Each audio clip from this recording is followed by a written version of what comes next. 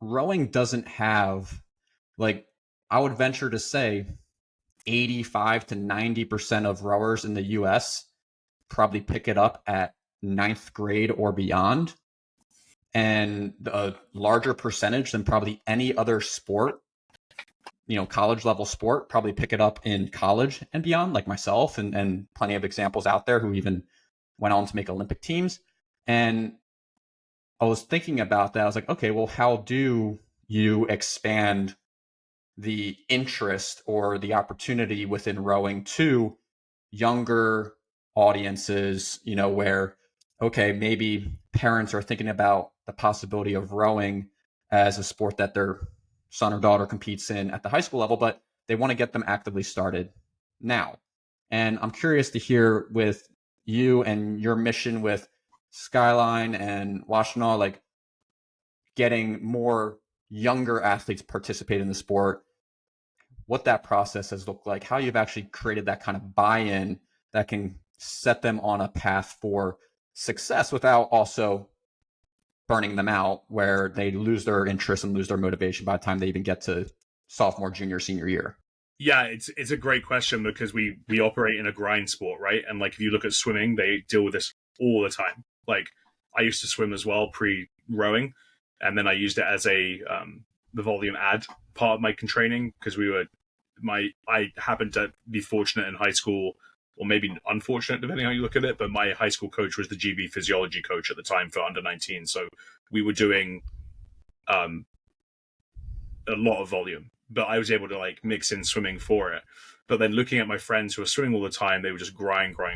So how do we avoid that, right, in rowing, right? Like to your point of like, how do we avoid that burnout?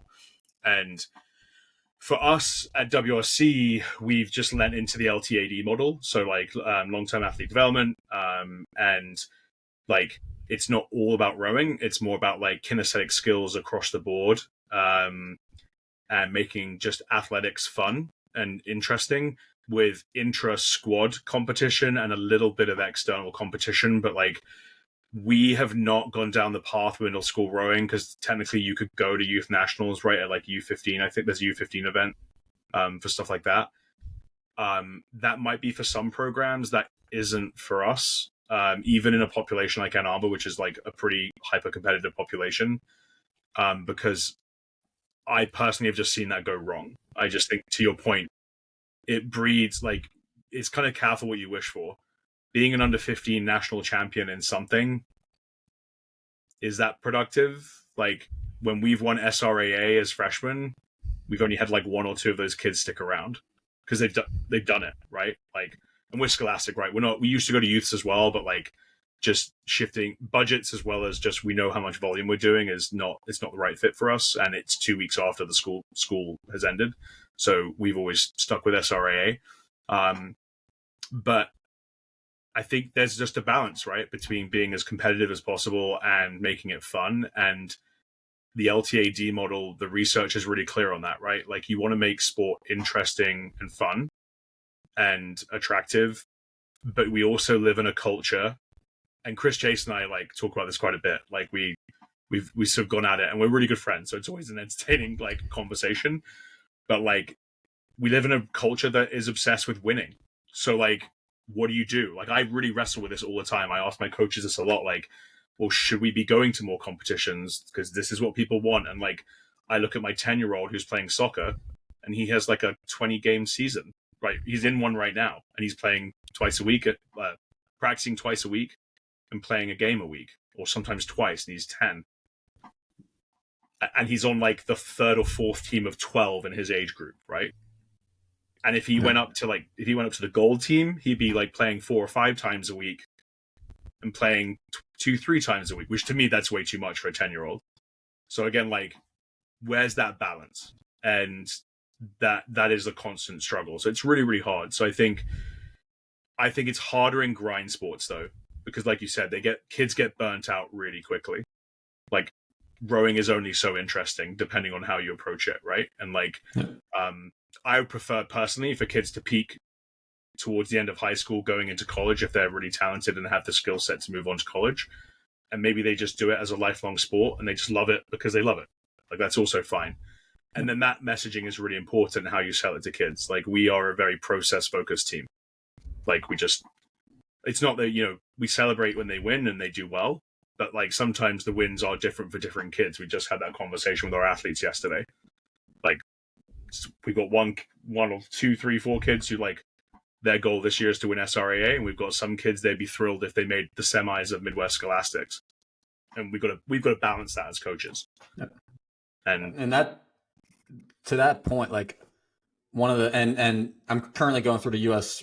rowing level 3 track right now, and Chris Chase was one of the speakers on that particular topic, long-term athlete development, and I find that to be a super interesting topic because again, like, I didn't start rowing until I got to college. There's so many examples of that here in the US of athletes who, okay, like, they had this broad base of athletic diversity. They played multiple different sports all through high school.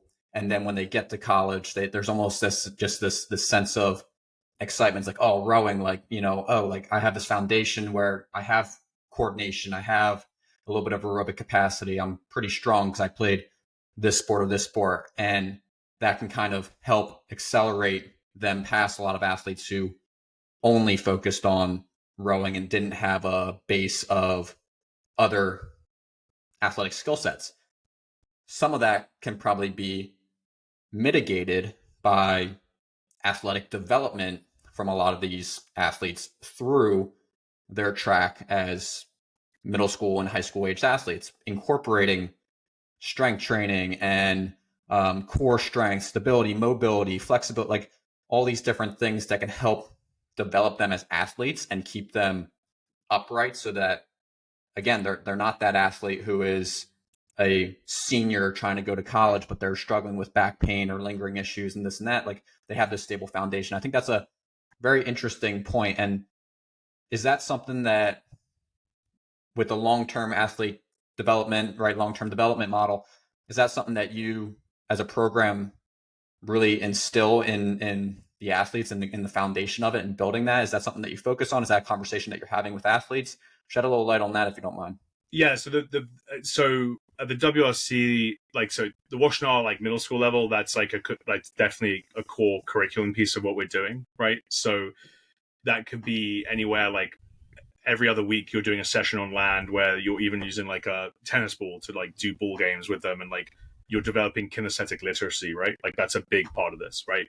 It's kind of in my very typical British dry sense of humor to my high school athletes. If for some reason they found a ball at a regatta, which I can't tell you, like, they just find stuff, right? Like, that happens. And I think last year I yelled across the grass at them at a regatta, I'm like, there's a reason why you're rowing. Stop kicking the ball around. You're going to hurt yourself, or something like that. And just obviously, like, teasing them. But you obviously want your kids to have kinesthetic literacy, because that's good for them, right? Like, it's better coordination. It leads into lifting. It leads into, like you say, you can better understanding of core stability and how body awareness, and then the biomechanics that work in a boat, right? So the dream is that you actually have multi-sport athletes throughout the crew at the high school level that aren't doing it all year round. Now, it'd be disingenuous for me to say on this podcast, like, we have a lot of kids who row 3 seasons. Like, that's the reality, because we get a lot of kids who haven't found a sport yet who want to do rowing, either just love it and want to do it all 3 seasons. We do have a few kids that do multi-sports, and that's completely fine. We have that conversation in good faith. Like, we want to make sure that they have that opportunity to do that. And then it kind of just goes from there, right? But, like, generally, I think you find multi-sport athletes are generally happier because, again, we come back to that grind, right? Like, I love this sport and it's a grind, right? Like, it's the same thing back to, like, the interest piece of this. As a coach, this is my 25th year in coaching.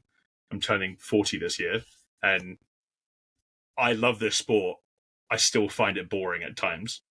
Like, it just is what it is, right? Like, there's only, like, you got to balance things again. I think this is going to be probably the theme of the conversation today, is a lot of balance. And, like, so yeah, I think that kinesthetic literacy and LTAD stuff is so important across the board, so you can get good productivity out of your athletes. But then I'm sure I'm not alone in this as a high school coach. You get a lot of kids who just do it all year round because that's their sport.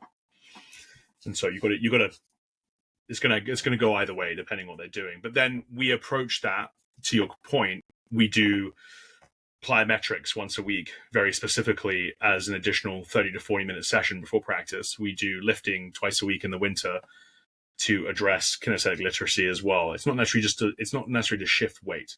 Like, it helps, like we shift some weight, but it's not aggressively, like we're never doing heavy sets, because that the opportunity cost for that for injury is just not worth it, quite frankly. Like, again, we want to get that literacy up and body awareness up, and then all the intangibles that you can't measure with metrics of empowerment and physical sort of capacity that you self-esteem and how you perceive yourself as, right, are super huge with lifting. And those other pieces that come, like auxiliary work with rowing, that are so powerful for kids. And in a world where mental health is now being better understood, and we saw a huge piece of this during COVID, like, I think that alone is worth every other piece of LTAD that you can do and incorporate into your sessions as high school athlete coaches as well. It's phenomenal.